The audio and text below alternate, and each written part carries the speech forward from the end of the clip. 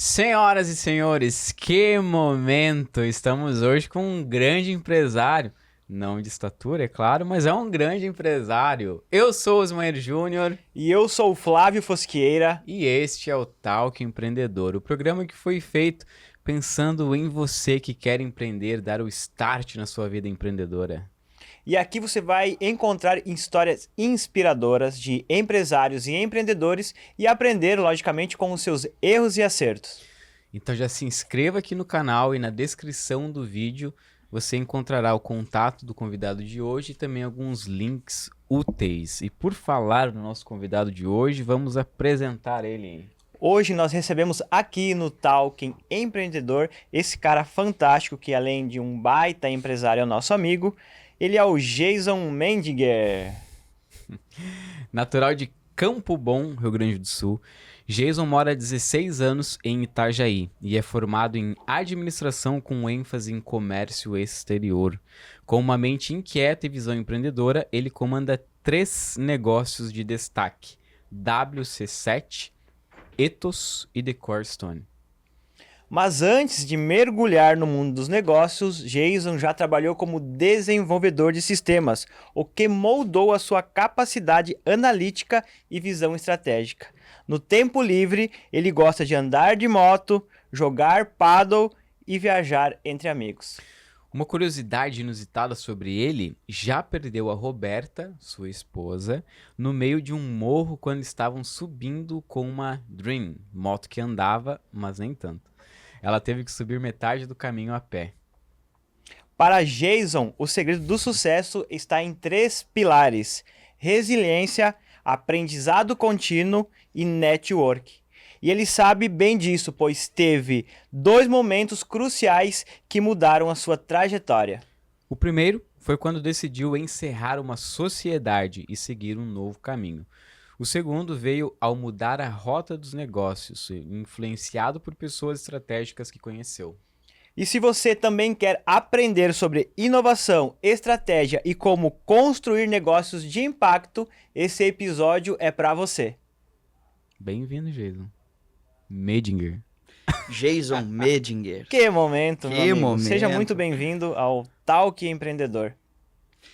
É um prazer estar aqui, trocando ideias, conversando com vocês. Realmente empreender no país é algo bastante desafiador e a gente aprende a cada dia. Então, tô aqui para trocar uma ideia com vocês aí e nós evoluirmos aí um pouquinho. Cada um de nós sair aqui com um pouco mais de aprendizado, né? Com Muito certeza. bom, essa é a ideia. E antes de mergulharmos no conteúdo de hoje, que está riquíssimo aí de muitas ideias e insights, vamos falar dos nossos patrocinadores. Transforme o seu bem-estar com a Kenbi Nutracêuticos, vitaminas e suplementos que cuidam de você com qualidade e carinho. Escolha a Kenbi e sinta a diferença na sua saúde. Temos um cupom de desconto exclusivo para você na descrição. Transforme os seus espaços com elegância e design. Procure por Weir Móveis nas redes sociais ou visite o nosso showroom que está localizado na rua 902, no centro de Balneário Camboriú. Pronto para abrir a sua empresa? Na Nortan Contabilidade, após um bate-papo muito bem estruturado, nós identificamos qual que é o tipo certo de empresa para você abrir, pensando no menor custo possível. Então, se você quer abrir uma empresa, entre em contato com a Nortan Contabilidade. O link está na descrição.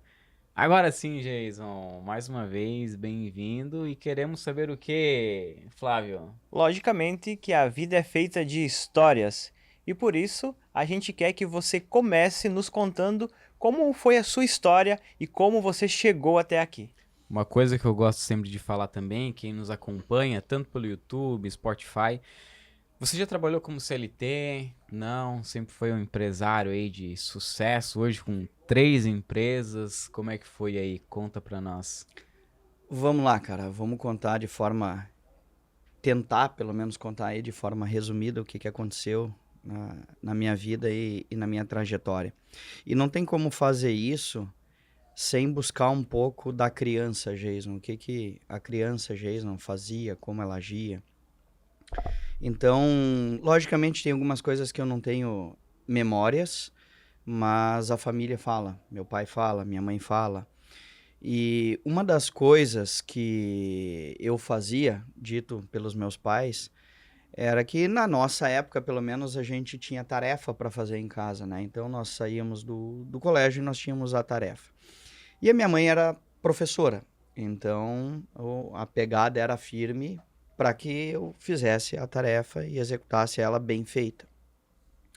Bem, eu sabia que se eu fizesse a tarefa, eu levaria um determinado tempo. Mas, se eu trouxesse os meus amigos e dividisse a tarefa entre nós todos, nós faríamos mais rápido.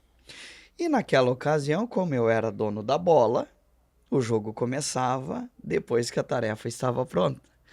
Então, eu distribuía a tarefa, nós fazíamos a tarefa, entregava para a mãe dizia está liberado e vai jogar bola. Então, acho que começou ali algo dentro de mim no sentido de liderar times, liderar pessoas, motivar as pessoas para fazer o que era necessário, né? E depois, um pouco mais velho, talvez ainda criança, talvez com 13 anos, 12 anos de idade, meus pais me pegaram fazendo conta da quantidade de alunos que tinha por sala, vezes a matrícula, né, o valor que pagava por mês ali para fazer para estudar na escola, identificando qual é que era o faturamento na minha cabeça da escola. E aí eu comecei a pegar as contas de luz de casa para identificar o que seria as despesas que teria uma escola, né? E aí meus pais me pegaram fazendo aquela conta ali para ver quanto a escola ganhava naquela ocasião. E depois tiveram outras fases ainda na questão de criança. Eu sempre fui um cara que busquei pessoas que pudessem agregar coisas a mim, e isso também, de certa forma, me colocou em algumas situações de desconforto. Aí já no segundo grau, eu me lembro que eu fazia o curso técnico, então eu estudava pela manhã, fazia o segundo grau, e à tarde eu fazia o ensino técnico. E eu me lembro que eu fiz um trabalho e eu escrevi no trabalho a seguinte frase: proteger a saúde financeira da empresa. E o professor de gestão, naquela ocasião, me chamou a atenção e disse que saúde é de saúde, física, é de físico, é de corpo, não tem nada a ver com empresa. E eu não acreditei, mas fiquei quieto. E aí eu disse para ele, depois de um determinado momento ali, que eu não iria ajustar isso no trabalho.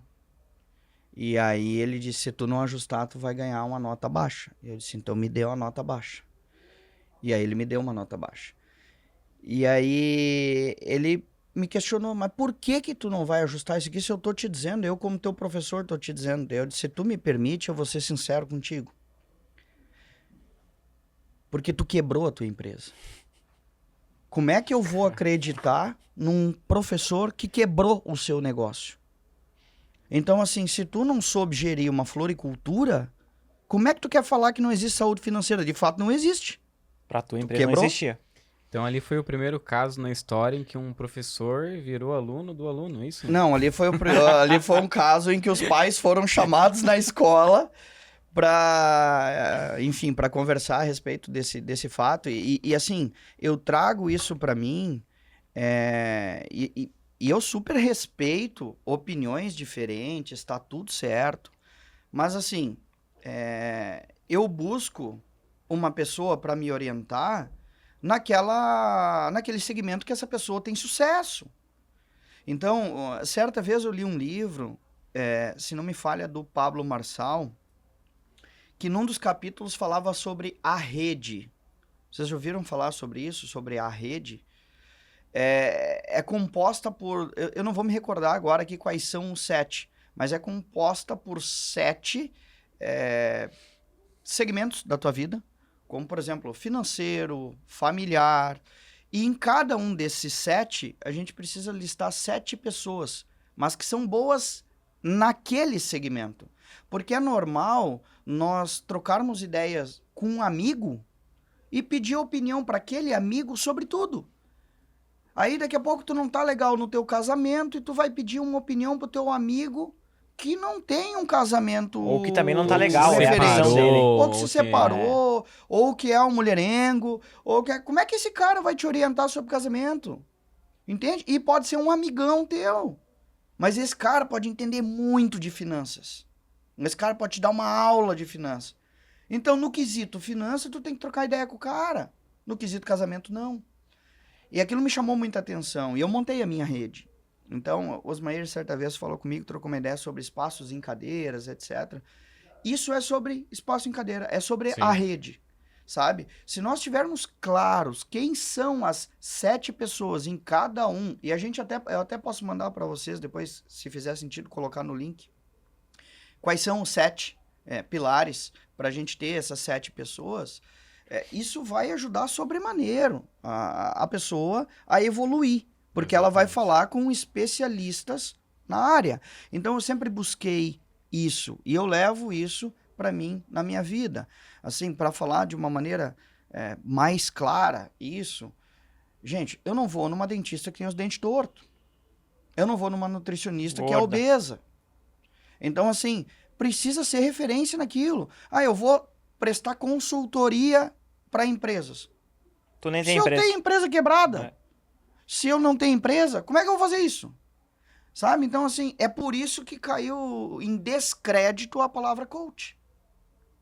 Todo mundo virou coach. Tá, mas o que que tu é? Qual a tua especialidade? O que que tu tem de bom? Então, isso eu levo muito a sério na minha vida. E com 17 anos, então, eu abri o primeiro negócio efetivamente, que foi uma loja junto com outros 2 amigos de som para carro. Então, eu cuidaria ali da parte administrativa, um cara ia cuidar da parte de vendas e outra pessoa ia cuidar da parte de instalação. E o negócio demorou 6 meses, 8 meses, coisa rápida assim. E esse foi o primeiro negócio. E ali já veio um recadinho assim de que não é simples empreender. E aí eu trabalhei junto com meu tio na ocasião, numa empresa que desenvolvia sistemas, Compo Miller, o nome da empresa. E ajudei ele a desenvolver sistemas. Então aprendi um pouquinho ali de linguagem e lógica, né? E depois passou ali, talvez, uns 2 anos, eu resolvi empreender de novo. E aí eu fiz sociedade com outras 2 pessoas e nós abrimos a Sinus Paintball, uma empresa de paintball para diversão lá em Novo Hamburgo, no Rio Grande do Sul. E esse negócio, os meus 2 sócios, eles já eram pessoas sólidas nos seus negócios. Então, se precisasse investir mais 15 mil, mais 20 mil, eles tinham como. Sim. Eu não tinha como. Então, eu me lembro até hoje, foi investido 33 mil reais de cada um para abrir o negócio. E depois eles queriam continuar investindo dinheiro e eu não tinha condições. E ali eu tomei a primeira grande lição de empreender. Porque eu conversei com eles e eu disse, eu não consigo acompanhar o ritmo de vocês. E se você tiver alguém para quem eu possa vender a minha parte, vocês me avisam que daí eu vou vender a minha parte, porque eu não tenho como acompanhar.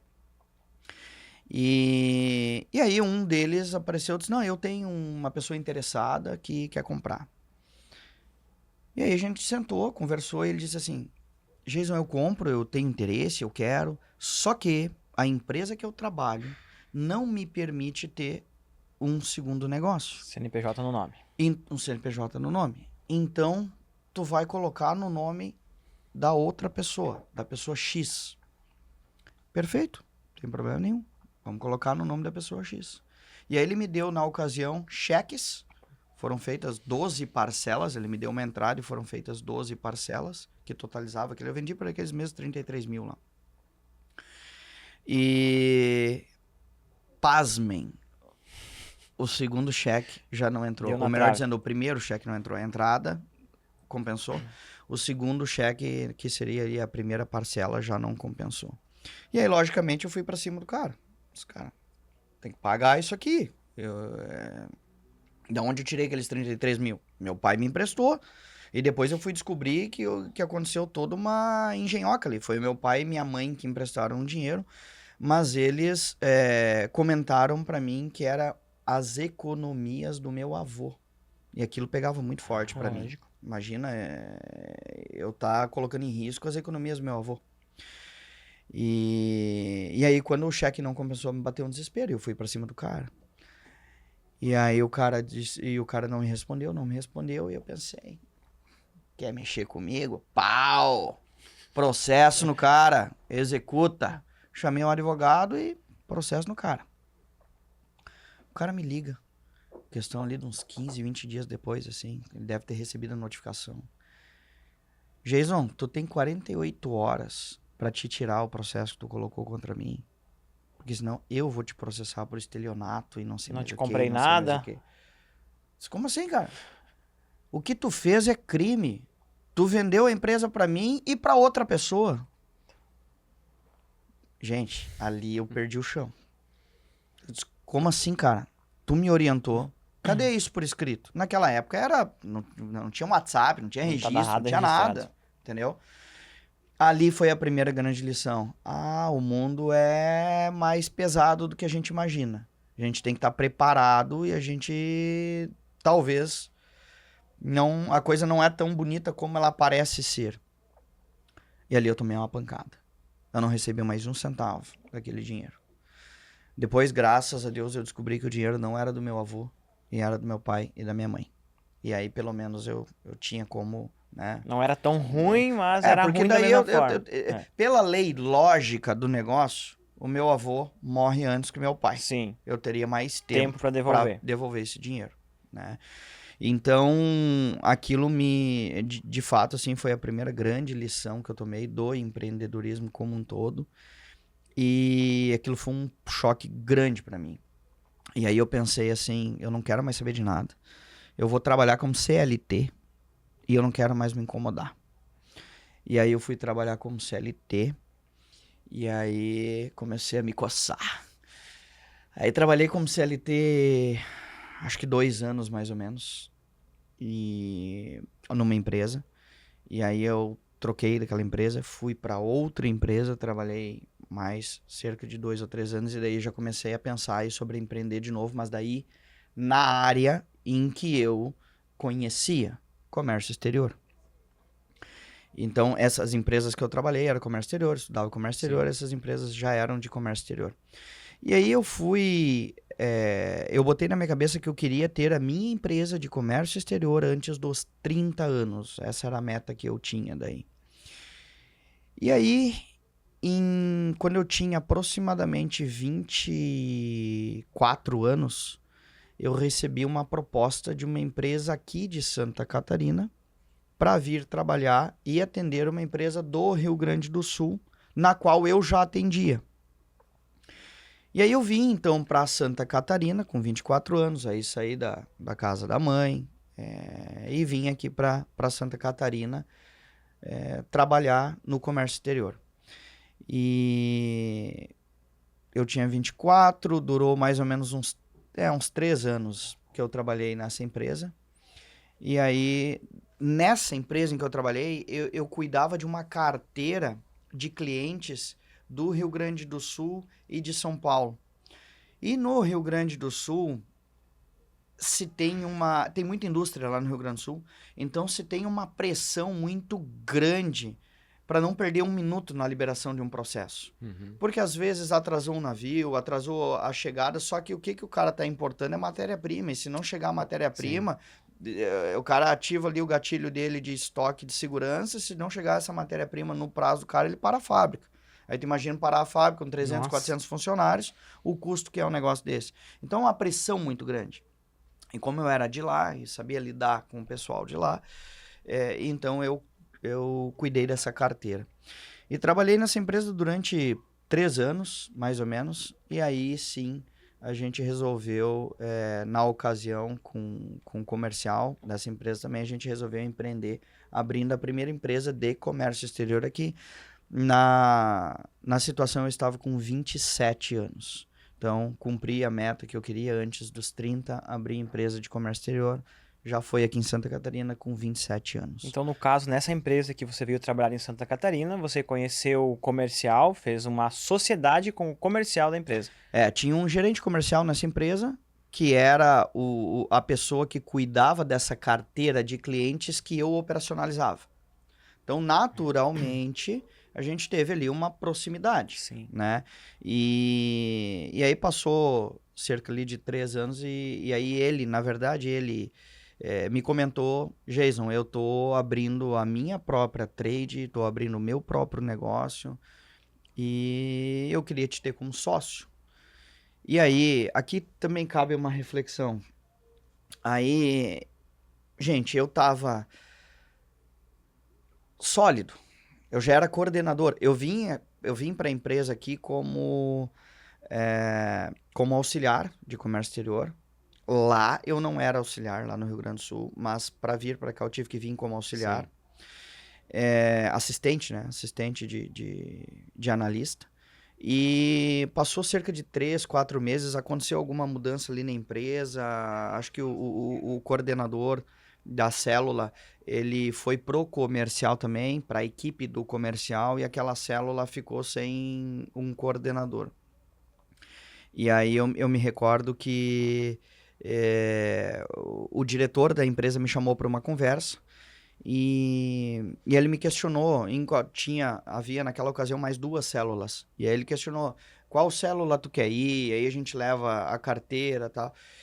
E ali eu vi uma oportunidade, e ali eu olhei para ele e eu disse assim, tu não acha que é melhor eu assumir essa célula e eu coordenar esses clientes e essa equipe?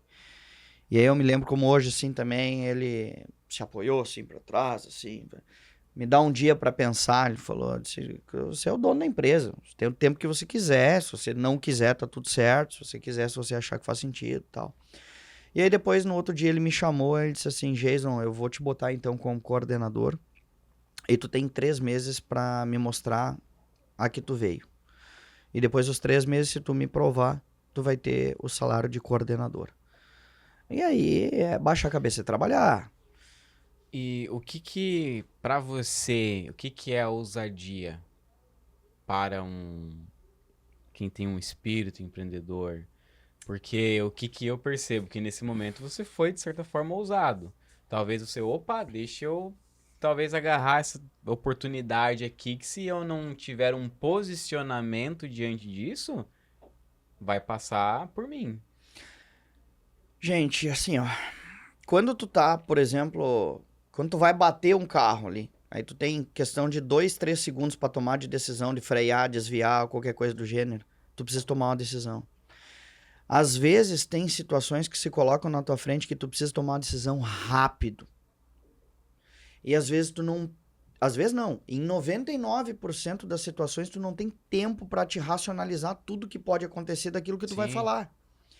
Então, eu acredito que a gente carrega o caminhão e as melancias vão se ajeitando na viagem.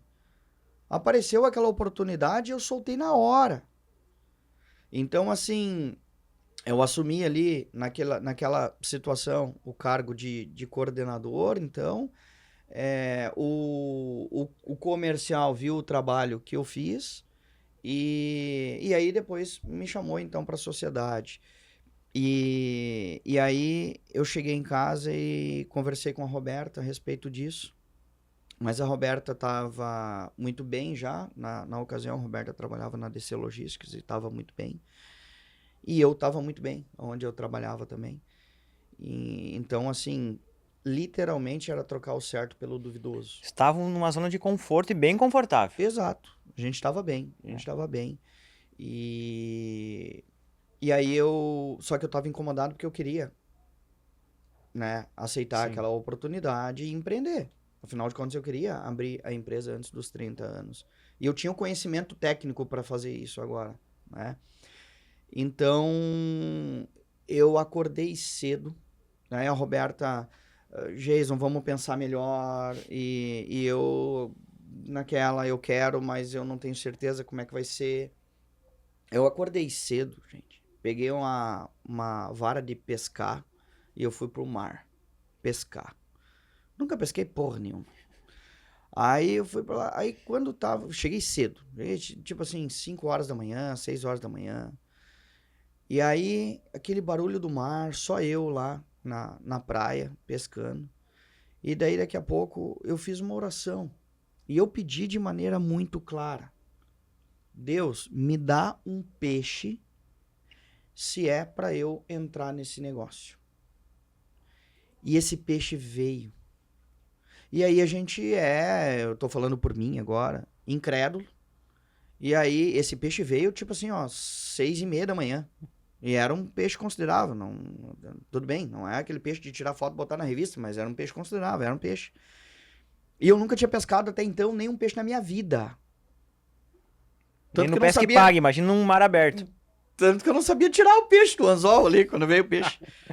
E aí eu continuei pescando.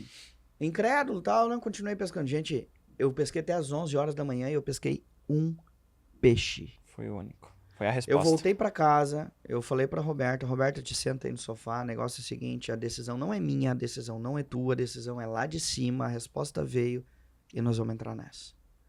E aí começou, então, a história, na época, da empresa que foi aberta, que era Brasil Good Trade. E essa empresa que você veio para Santa Catarina para trabalhar, ainda está no mercado? Tá no mercado, forte. Tá no mercado atuando. E quando você recebeu a proposta, que você conversou com a Roberta, você tinha esse receio de vou fazer a sociedade ou não, até receber essa resposta, que você fala de Deus que veio o peixe. O investimento era muito alto? Você tinha esse capital para investir? Como foi? Cara, legal a tua pergunta. Eu não tinha dinheiro para investir. Não é que assim, ó, não é que eu não tinha dinheiro para investir. Eu não tinha o dinheiro suficiente para investir. Então, como eu falei, esse comercial, né, chegou para mim e disse: eu vou abrir a empresa. Eu quero que você venha de sócio. Então, assim, o que foi feito e o que a gente combinou na ocasião? A gente não sabe como é que como é que vai se transcorrer ali a relação de sócios, né? Então, o que a gente combinou? Eu trabalho frio nessa empresa em que você abriu como um funcionário. Eu vou trabalhar, vou fazer toda a parte operacional, tudo que tem que fazer. E nós tomaremos decisões como sócios. Mas no papel eu não estarei. A empresa é só dele. Então, ele abriu, ele pagou o contador, ele comprou cadeira, ele comprou o móvel, ele comprou... Era uma sala super pequena, talvez uma sala de 20 metros quadrados. Sala super pequena, tinha uma mesa, um computador, e uma mesa, um trabalhava de lá, outro de cá, então assim, era algo super simples, não foi um investimento pesado. E assim a gente trabalhou durante 6 meses.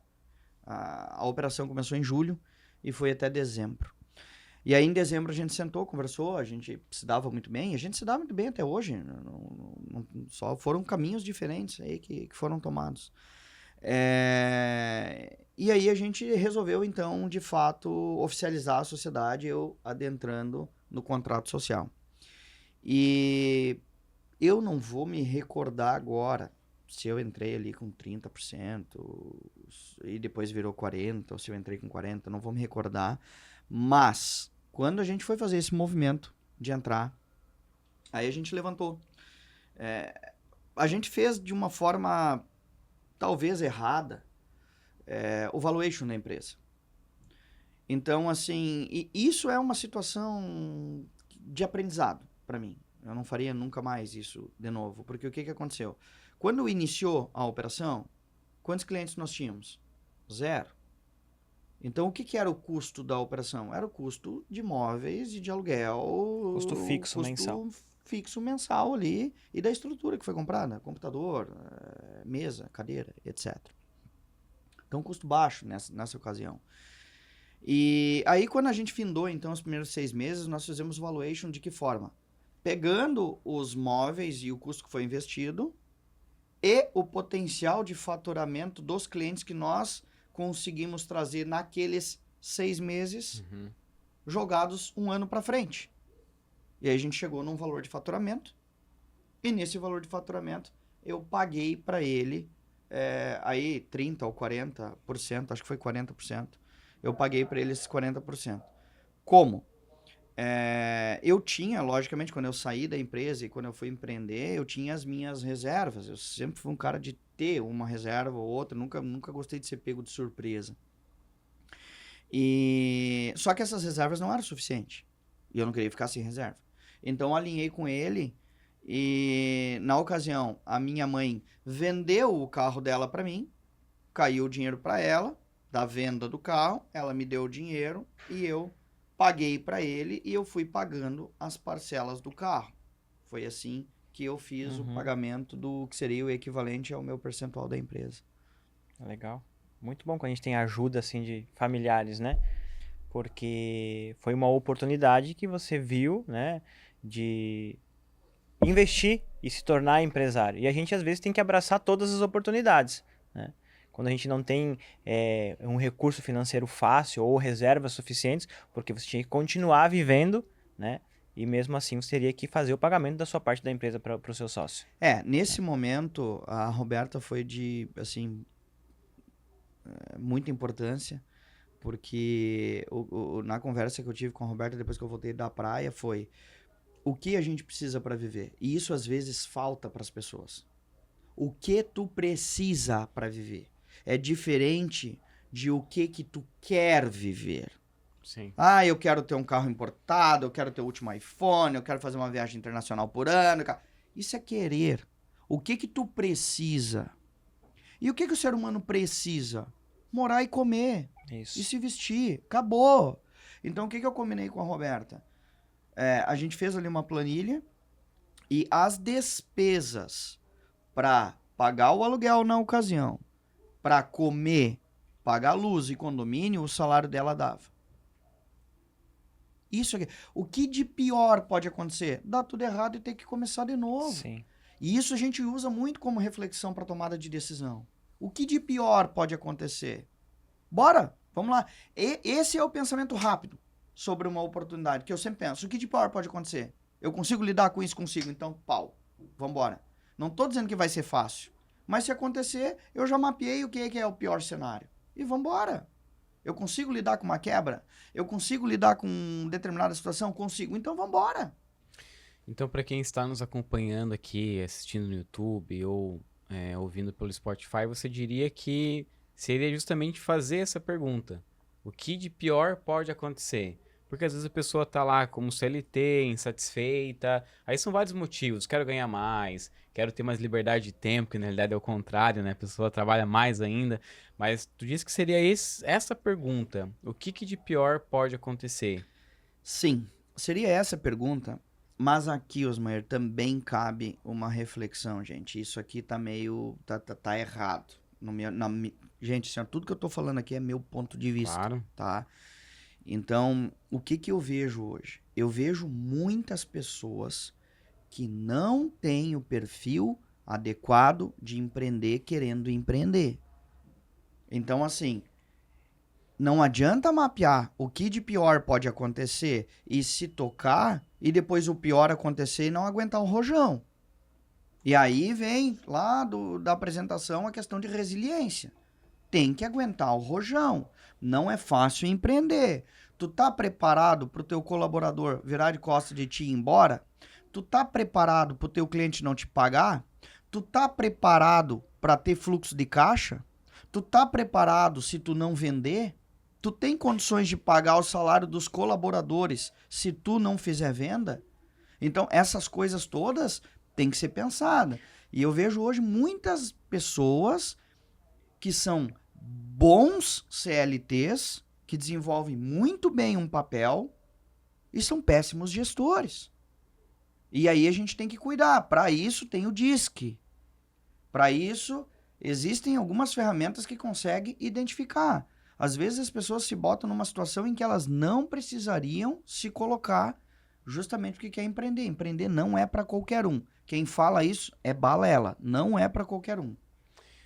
Você comentou que desde sempre teve essa inquietação e até ali que você comentou que estava fazendo as contas lá das matrículas, alunos, para mensurar faturamento e aí pegar as despesas para tentar chegar ali num cálculo. Você acredita que o empreendedor ele nasce já com essas características de um empreendedor ou não? Ou isso tem como ser trabalhado, tem como que você enxerga isso? Até para complementar, e aí você responde por completo. É claro que mensurar, poxa, se eu tiver uma despesa X, e aí, eu vou conseguir, né, segurar o rojão, como você comentou, e pagar, da onde que vai vir essa grana, mas algumas situações acontecem que, por mais que você imagina, poxa, se for deixado na mão por pessoas e eu ter que realmente trabalhar sozinho, você até imagina, eu acredito que sim, eu vou lá, vou trabalhar 24 horas por dia e vou fazer. Mas quando acontece de fato, a tua atitude muitas vezes ela é diferente. Porque quando acontece, a realidade é outra. Do que você imaginar um cenário hipotético que, não, eu vou lá, eu sou corajoso, vou fazer e vou pra cima. Mas aí aconteceu, tu aí tem propriedade pra falar, é totalmente diferente, né? O que acontece assim, ó, o que eu penso a respeito disso é que, e essa pergunta é muito válida, Osmer, porque a Roberta sempre comentou, por exemplo, na questão do comércio exterior. Se um colaborador for embora, não tem problema, a gente senta e a gente trabalha. Porque é algo que a gente domina, Sim. comércio exterior. E na marmoraria, como seria isso? A gente senta e a gente trabalha, a gente faz a pedra, a gente executa. Não tem essa condição. Porque eu não sou um profissional especialista, eu não sou um acabador, eu não sou um serrador. Então não tem essa condição. E isso sempre, de certa forma, foi algo que assustou a Roberta nesse aspecto. Eu acho assim, a gente precisa, de certa forma, não existe nenhum negócio que prospera sem escalonar. E uma pessoa não consegue escalonar. Mas agora tem a internet, eu posso fazer o curso, eu posso vender. Sim, tu precisa do cara que grava, tu precisa do cara que corta, tu precisa do cara que edita, tu precisa do cara que vai fazer o tráfego pago. Cara, é uma equipe enorme. Vai pegar hoje aí o Thiago Nigro da vida aí, tem, sei lá, 2.000 colaboradores. É gigantesca a equipe do cara. Quantos outros influenciadores que tem aí que também tem uma baita equipe por trás. Então, assim, se tu quer um negócio que realmente tu quer buscar número e tu quer faturar forte, tu precisa escalonar. E para escalonar, tu precisa de pessoas. E tu não pode ter o medo de depender. Tem que ter claro que ninguém é insubstituível. Nem mesmo eu. Nem mesmo o dono da empresa é insubstituível. A partir do momento que tu para... Acontece muito isso. Empresa que vai crescendo, às vezes troca de geração e continua num processo de crescimento, e daqui a pouco a família decide, não, só um pouquinho, agora nós precisamos que um executivo tome frente do negócio e faça esse negócio caminhar dali para frente. Então, quer dizer, quer faturar forte, tu precisa escalonar. E para escalonar, tu precisa de pessoas. Então, se tu ficar preso nesse medo, aí, e pode acontecer, também pode uma determinada pessoa querer empreender e querer atender 4, 5 clientes por semana, é isso que eu vou fazer e acabou.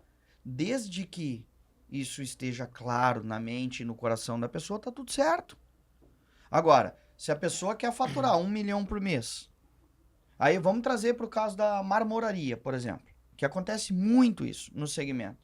O cara quer faturar 500 mil no mês, mas aí o dono é o cara que atende o cliente, o dono é o cara que mede, o dono é o cara que entrega, o dono é o cara que faz a compra, o dono é o cara...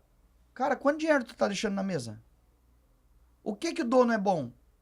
Numa dessas coisas, o dono é muito bom. Então, se ele focar naquilo que ele é muito bom e ele contratar pessoas para executar aqueles outros segmentos, será que não vai explodir o negócio? Muito provavelmente vai. Agora, é decisão da pessoa. Não, eu não quero. Esse tamanho para mim tá ok. E tá tudo certo. E aí eu já errei nessa situação, tá? Na marmoraria eu tenho muito claro o tamanho que eu quero ser, o que eu quero entregar, o que eu quero fazer. Eu tenho claro como a luz do dia. E isso está acontecendo dia após dia. Está acontecendo o que eu desenhei. Hoje você lidera muitas pessoas. Você tem 3 empresas. Não são muitas não, Flávio. A gente está falando de... São 14, 8, talvez ali uns 25, 26 pessoas. Não...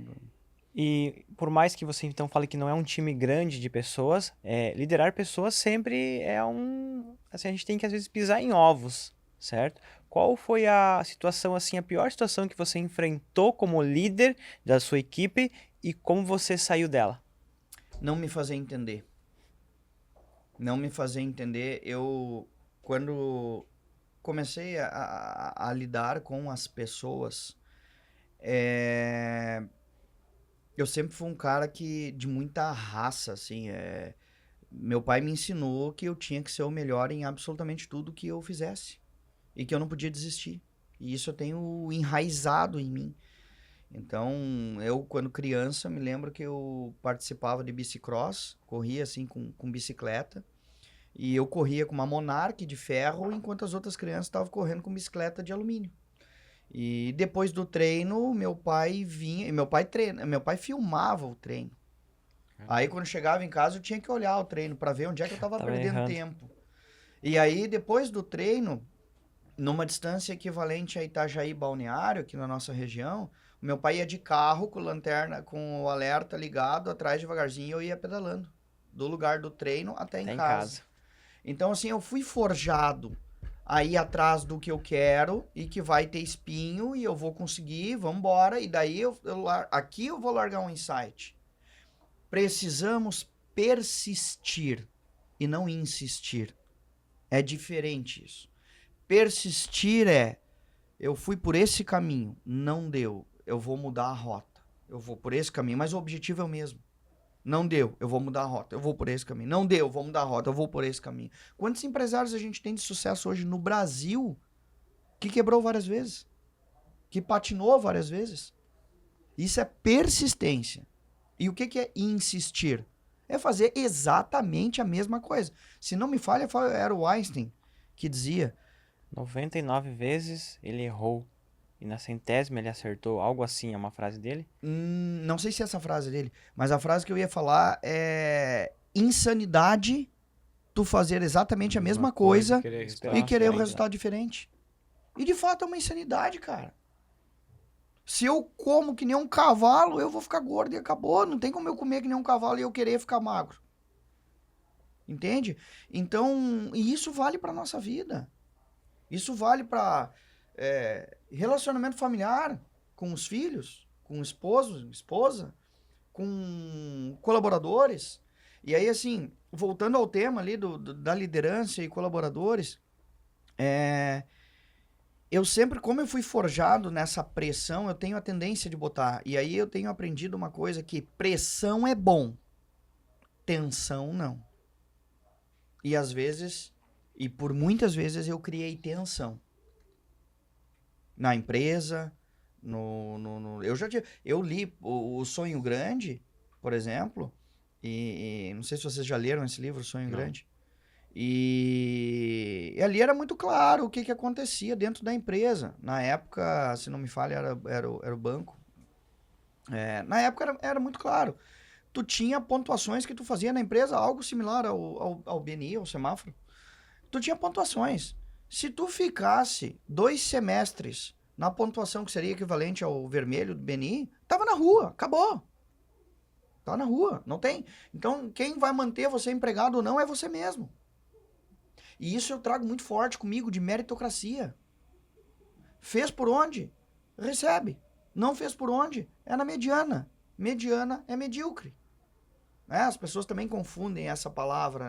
Medíocre é uma coisa ruim. Não, medíocre é mediano. Aí a definição é tua, se tu quer ser mediano ou não. Se tu quer ser medíocre ou não. Se o medíocre te faz avançar porque tu não quer ser medíocre e é uma palavra mais forte do que o mediano, use. Mas Se for para te avance. incentivar a Exato. avançar. Muito bom. Então- Esse é um verdadeiro podcast, tinha então umas 3 horas, né, pra É, gente conversar, porque tem muito insight carregado, muita experiência, né? Mas só para trazer um pouco e também o pessoal entender, hoje são 3 empresas, então começou com o comércio exterior, aí depois você abriu também a marmoraria e aí depois entrou essa terceira empresa. Isso? Não, vamos lá. Vamos falar na ordem cronológica. Nasceu primeiro a Trade e nós vendíamos única e exclusivamente o benefício fiscal de Santa Catarina. Aí o que que aconteceu? Mas todo o meu trabalho, toda a minha base era de despachante aduaneiro, né? E a Trade, ela é uma parte do processo do despachante aduaneiro. Então a gente, na ocasião, contratou o despachante aduaneiro para prestar os serviços para a nossa Trade. E aí acontecia umas coisas do tipo, que quem é do Comex aí vai entender. Carga chegando e NCM não tá no BL, NCM não tá no CE. Cara, não é a hora de corrigir isso. Teve 35, 40 dias enquanto a carga tava na água para corrigir, tu vai corrigir quando a carga tá chegando. Só que o cliente que nos contratava, pouco importava quem a gente contratava de despachante. E daí era o nosso nome que tava lá no cliente. Ah, não foi registrado porque nós estamos aguardando aqui um ajuste aqui, não. Entende? Então, eu fiquei incomodado com aquela situação. E na ocasião, eu cheguei pro meu sócio e disse assim, vamos abrir um despachante aduaneiro. E eu vou tocar essa operação de despacho aduaneiro. Então, a gente fez isso e a gente abriu a segunda empresa, empresa de despacho aduaneiro na ocasião, que era para atender somente os clientes da Trade, naquela situação. E aí, eu sempre tive vontade de importar. Sempre tive esse desejo de ser um importador e distribuidor de produtos. Sim. Então a gente fez uma reserva de caixa e nós fizemos a primeira importação, que foram de furadores. Para quem faz scrapbook, aquelas coisas. E nós, na ocasião, meu pai morava na China. E aí eu pedi para o meu pai fazer a inspeção dos produtos lá. Então, meu pai foi lá, fez a inspeção dos produtos, aprovou, embarcamos, chegou aqui. Naquela época, eu trabalhei pra cacete, porque daí eu trabalhava na empresa, aí eu ia pra casa, dava uma dormidinha ali, descansava, e aí voltava pra empresa e tocava por conta do fuso.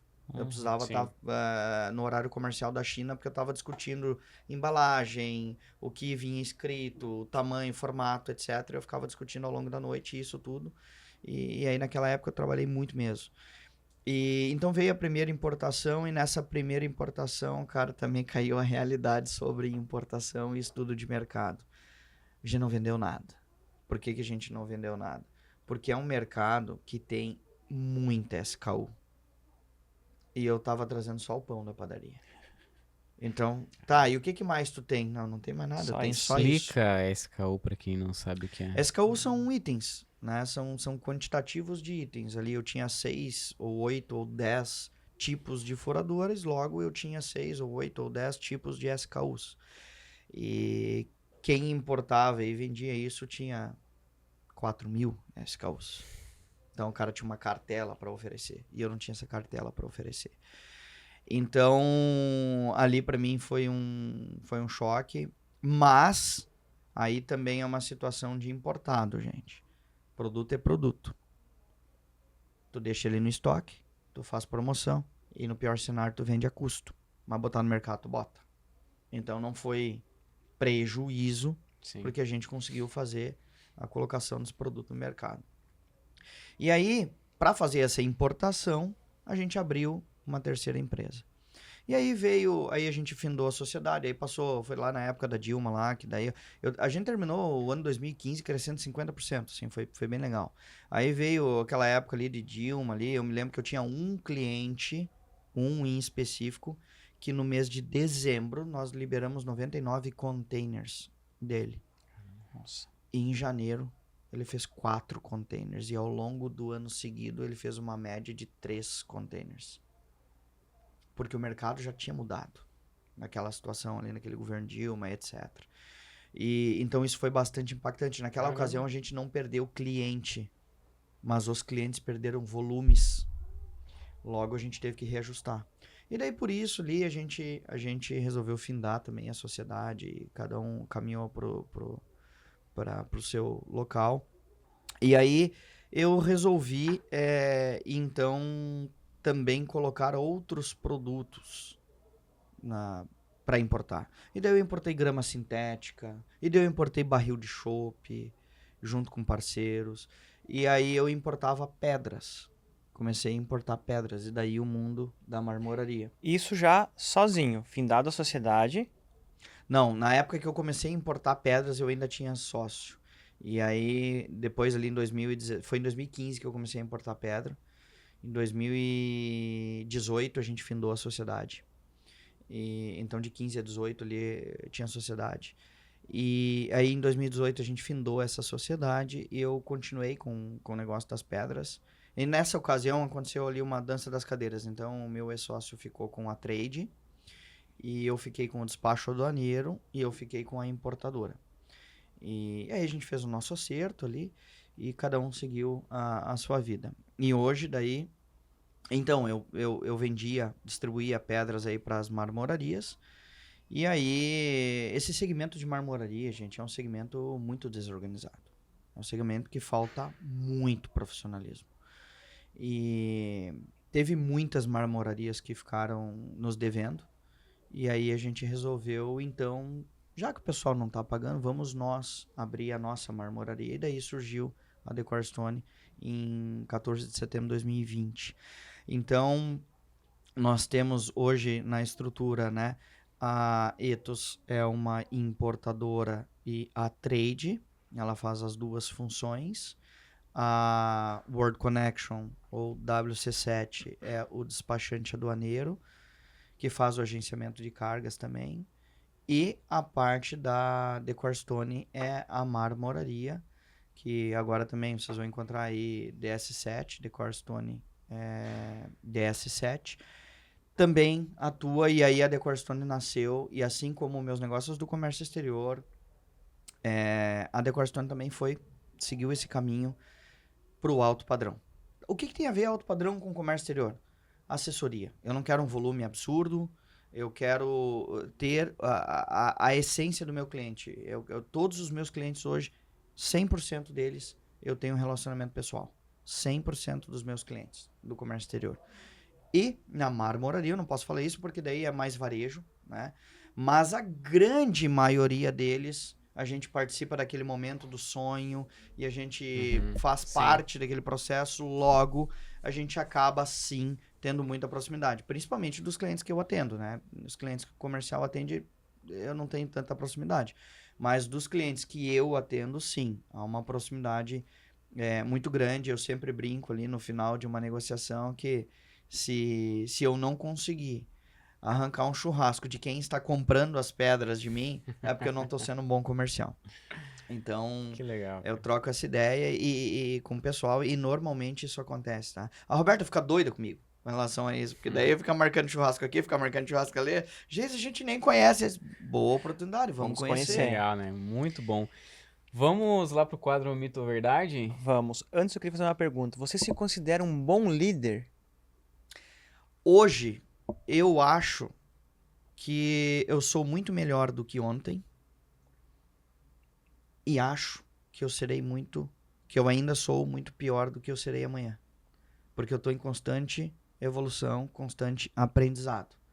Cada dia a gente aprende e a gente melhora. Mas, respondendo de maneira mais clara para ti, assim, eu quero crer que eu consigo hoje identificar o que motiva determinada pessoa para que a gente possa ter uma comunicação mais transparente, mais clara. E aí eu tento entregar para esse colaborador ou para esse liderado aquilo que faz ele fazer o movimento necessário. Em alguns casos, eu já tive colaborador meu que nunca viajou de avião, por exemplo. Então, assim, eu tenho colaborador que gosta muito de ficar tempo em família. Eu tenho colaborador que quer trocar de carro. Eu tenho colaborador que quer trocar de moto. Eu tenho colaborador que quer ir pra Disney. Eu tenho colaborador que quer morar nos Estados Unidos. E eu apoio. Eu apoio. Eu acho que faz parte disso. Só que aí precisa desenhar o sonho para que esse sonho fique algo plausível. né? E acompanhar para que isso, de fato, possa ser realizado, né? Tem colaborador que quer comprar apartamento, tem colaborador que quer... Aí Sim. vai da vida de cada um. Eu tento identificar isso através de uma conversa muito clara mesmo, muito transparente. E, cara, Flávio, assim, eu te digo que ser um bom líder, eu acho que passa muito por ser de verdade. Então a pessoa precisa sentir que tu tá sendo de verdade com ela. Que tu tá escutando o que ela tá falando. Que tu tá entendendo o que ela tá falando. E que tu tá junto com ela pra chegar naquele objetivo. Eu acho que isso faz grande diferença, sabe? Então, tenho alguma coisa a evoluir? Tenho muita coisa a evoluir. Acho que não tô nem perto do que eu vou ficar lá na frente. Mas que eu sou melhor que ontem, eu sou. Muito bem. Muito bom. Então agora vamos para o nosso quadro que se chama Mito ou Verdade. Aqui a gente tem algumas frases ou dizeres da sociedade sobre empreender. Eu peço que você tire uma e entregue para o Osmair, ele vai te fazer a pergunta e você vai responder se é mito ou verdade e por quê. Desses papeizinhos aqui. Isso aí. Esses aí. Tomara que peguem um polêmico aqui. Vamos lá. Pode me passar aqui que eu leio. Eu já quero preparar aqui. Vamos lá. Jason, ter um sócio é sempre a melhor maneira de escalar um negócio. Mito ou verdade? Mito. Por quê? Porque tu precisa de pessoas para escalonar o teu negócio, não necessariamente um sócio. Eu acho que o sócio ele precisa complementar perfil. Se tu botar 2 sócios com o mesmo perfil no mesmo quadrado, dá pau, não vai para frente. Então, o perfil ele precisa e uma situação, cara, que eu falo muito da questão societária. Se um se sente menos valorizado que o outro, ou se um acha que trabalha mais que o outro, é pau na certa. É pau na certa. Então eu não acho que tu depende de um sócio para escalonar. Tu depende de pessoas para escalonar. Agora, tu pode ter 4, 5, 8, 10 sócios e o negócio funcionar? Pode. Desde que tenha as regras claras na mesa, desde que se siga essas regras e desde que tenham os perfis alinhados. Dá pra fazer acontecer. Tem exemplos claros, tanto de empresas que não têm sócios e que prosperam, quanto de empresas que têm sócios e prosperam. Muito bom. Mais uma pergunta para nós. Vamos achar uma Bora. bem... Eu vou ler agora a primeira pergunta para você.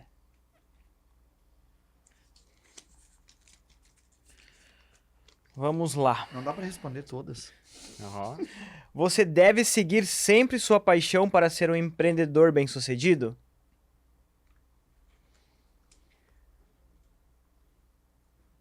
balançou essa, hein?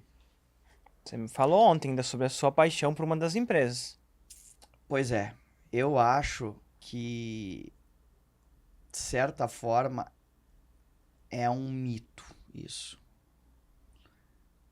Porque o coração cega as pessoas e a paixão cega. Então, eu acho que tu pode seguir o teu sexto sentido e deve seguir o teu sexto sentido, mas não deixe de fazer conta. Não deixe de ter um pezinho na realidade para ver se o número bate e para ver se fecha. Porque senão é pau na certa. Porque fazer algo só por paixão, sem lucratividade, não Mas vai pagar as contas. Só se tu já chegou onde tu quer chegar. Se não me falha, o Flávio Augusto ou o Marçal, ou os dois, tem uma data em que eles não vão mais trabalhar para gerar caixa. Que eles vão só fazer coisas para o bem do país, das pessoas, da população como um todo. Cara, se tu já chegou onde tu quer chegar, beleza, tá tudo certo. Desde que tu tenha isso claro, tá tudo perfeito. Muito bom. Pode mais uma? Não, eu tenho uma pra te fazer. Ah! Mas não é de mito ou verdade. O que é o propósito pra você? A definição de propósito.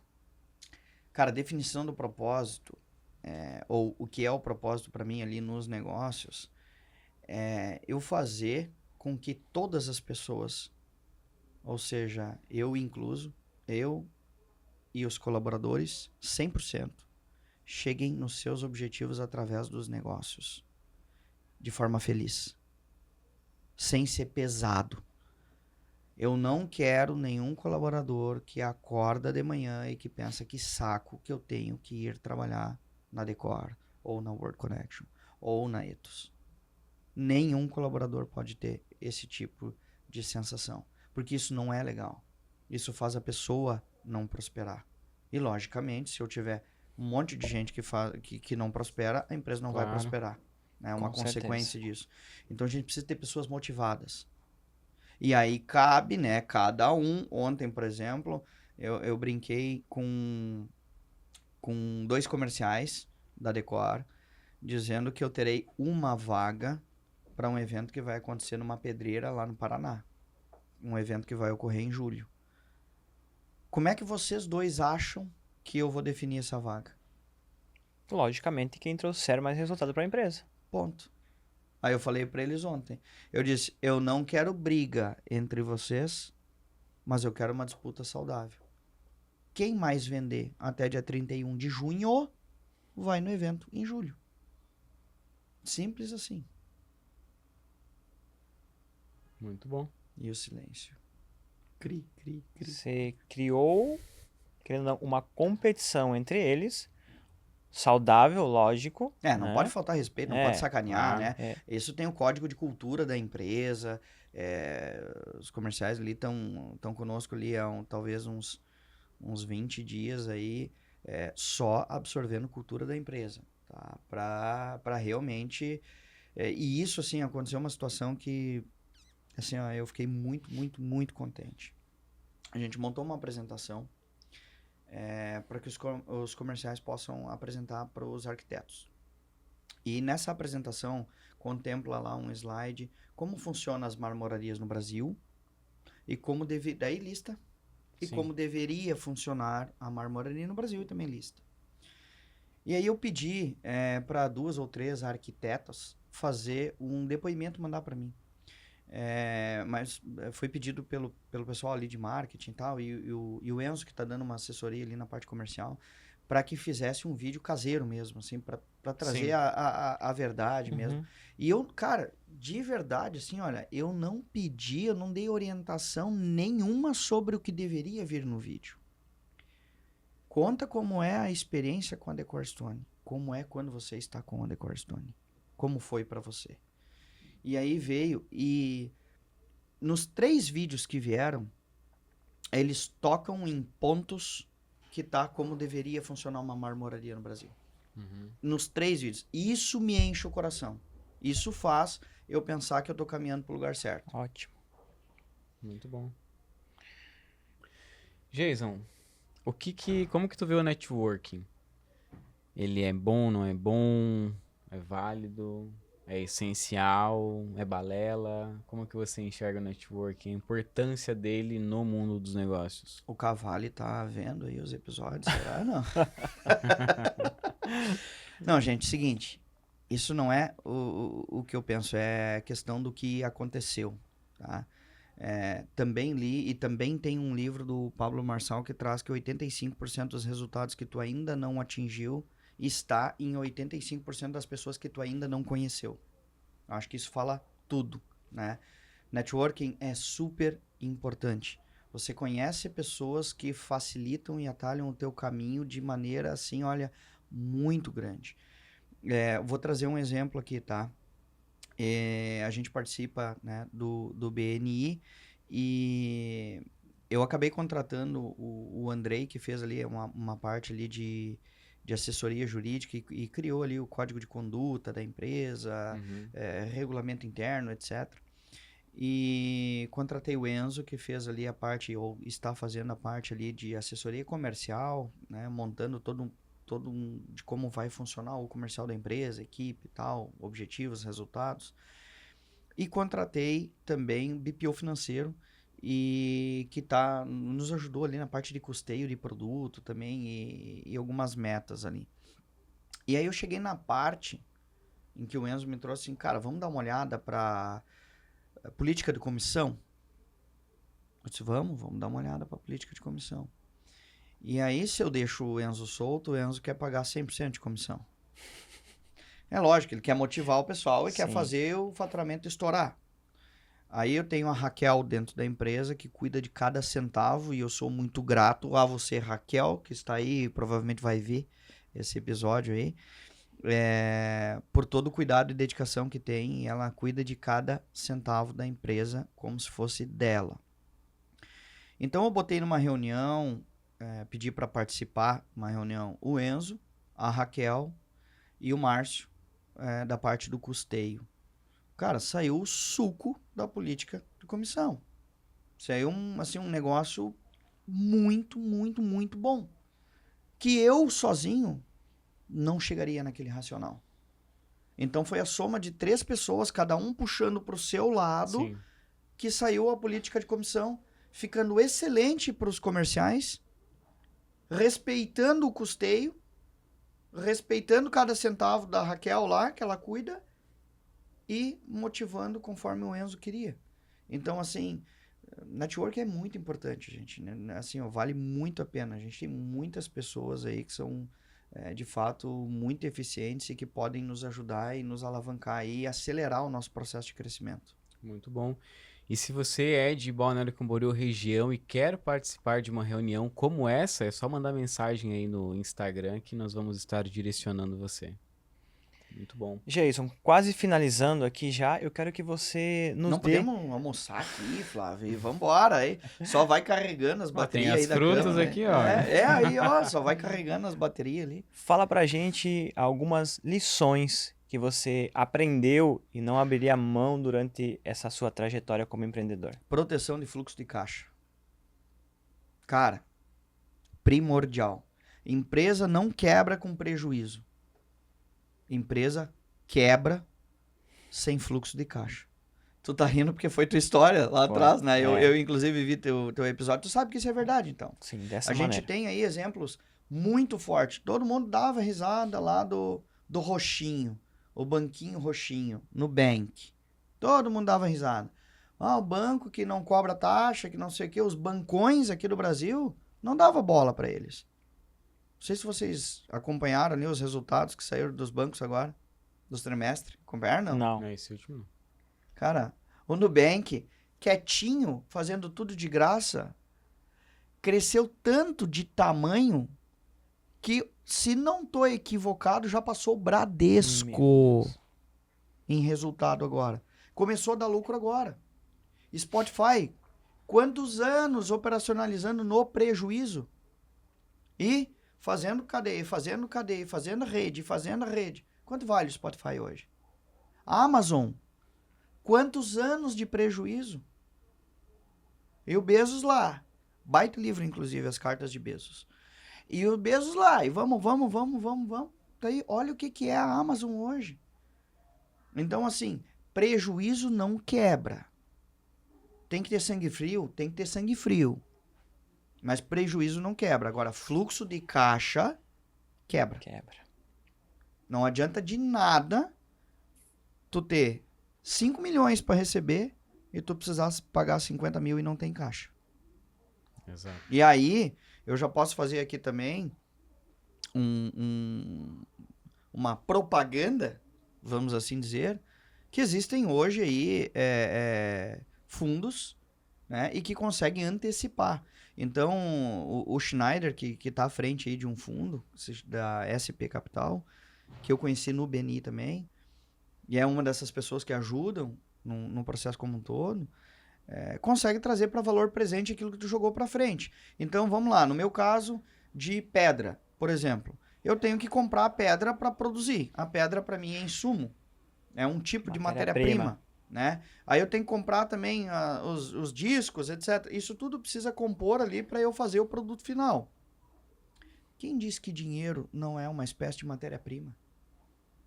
Eu preciso ter o dinheiro também. E o dinheiro eu também posso comprar. Ele custa, mas eu posso comprar. Então tem que fazer o custeio desse dinheiro, jogar, e aquele cliente que quiser pagar em 30 vezes, pagando o custo do dinheiro, qual é que é o problema? Né? A Magalu explodiu como? né? É assim. O varejo do Brasil muito funciona assim. É por isso que está todo mundo alavancado nesse segmento Eles de não varejo vendem aí. produto, eles emprestam dinheiro. Eles se tu for emprestam ver. dinheiro.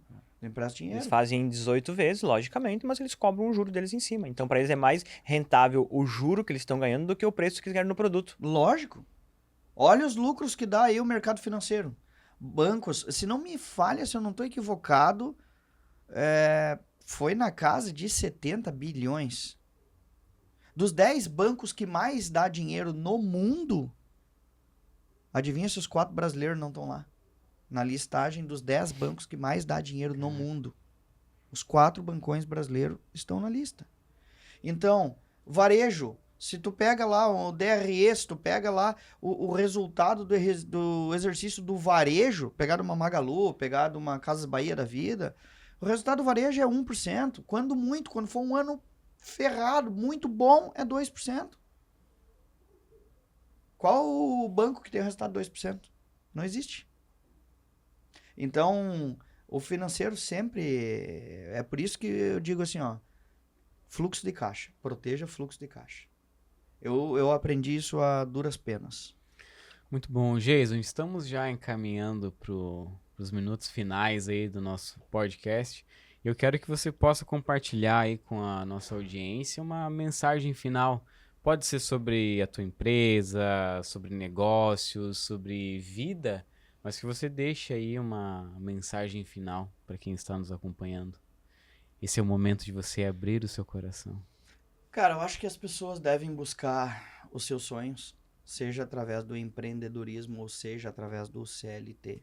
Mas as pessoas devem buscar os seus sonhos, desenhar eles, quebrar eles em fases e aí metrificar isso, porque tudo que não é metrificado não é alcançável, que vai chegar. Qualquer um, hoje eu entendo as frases assim, parece até clichê, que quando eu estava lá no segundo grau, eu escutava: você pode ser quem você quiser, você pode alcançar o resultado que você quiser. De fato, você pode. Hoje, assim, ó, eu tenho buscado muito autoconhecimento, sabe? Muito aprendizado a respeito disso. E de fato, você pode ser aquilo que você deseja ser. Só precisa ter claro que tem que pagar o preço necessário para isso. E esse preço necessário muitas vezes é muita dedicação, muita resiliência. Mas corra atrás do seu sonho. E não pense pequeno, pense grande. Vá atrás. Porque quando atingir isso, e vai passar alguns outros anos, vai ver que aquilo que era grande para ti lá atrás é pequeno para você hoje. Então, pense alto mesmo. Essa é a mensagem que eu deixo. Muito bem. Pense alto e pague o preço. Muito bom. Jason, obrigado demais aí pela sua participação. Eu quero já até falar, né, Flávio? Tem que ter, cara, um segundo episódio aí contigo, Sim, eu porque ia falar isso mesmo. foi pouco tempo aí para muito conhecimento. Obrigado, aprendo muito contigo. Hoje eu tenho um grande prazer e alegria de poder lhe chamar de amigo e ouvir aí os conselhos desse grande empresário. Muito bom ter sentado à mesa com vocês dois, principalmente por você ter dedicado aí, tirado um tempo do seu dia, que a gente sabe que é corrido, e a gente praticamente só ouviu, porque quando você senta com pessoas que têm histórias inspiradoras e um conteúdo assim edificante para nossa vida, é um prazer ouvir mais do que falar. Será Muito que obrigado. não é porque eu falo demais? Eu que agradeço, gente, o espaço aí e a dedicação de vocês também. A entrega do podcast aqui tá fantástica. Falei para o Flávio ontem aí. E tamo junto, conta comigo aí. O que eu puder fazer para ajudar, tô à disposição. E eu também quero dizer que eu aprendo demais com vocês também. Vocês também são inspiradores, vocês também estão atrás dos negócios e correndo atrás. Osmair, cada vez avançando mais, não está hoje mais só à frente da contabilidade, também tem outros negócios, o Flávio de igual forma, e eu quero crer que a gente ainda vai fazer coisa juntos, e enfim, essa caminhada está só iniciando aí, Isso e aí. tem bastante Só o coisa aí pra começo. gente... É só o começo. Muito bom. E obrigado a você também, né, Flavinho? Eu também aprendo muito contigo aí. É um enorme prazer aí te chamar de sócio também, amigo. Tamo Com junto. certeza, é uma grata surpresa que o network trouxe para todos nós. É isso aí. Obrigado, Israel, Calil, e obrigado a você que nos acompanhou aí nesse episódio e até o próximo episódio do Talk Empreendedor. Bom dia a todos e até o próximo episódio. Muito bom.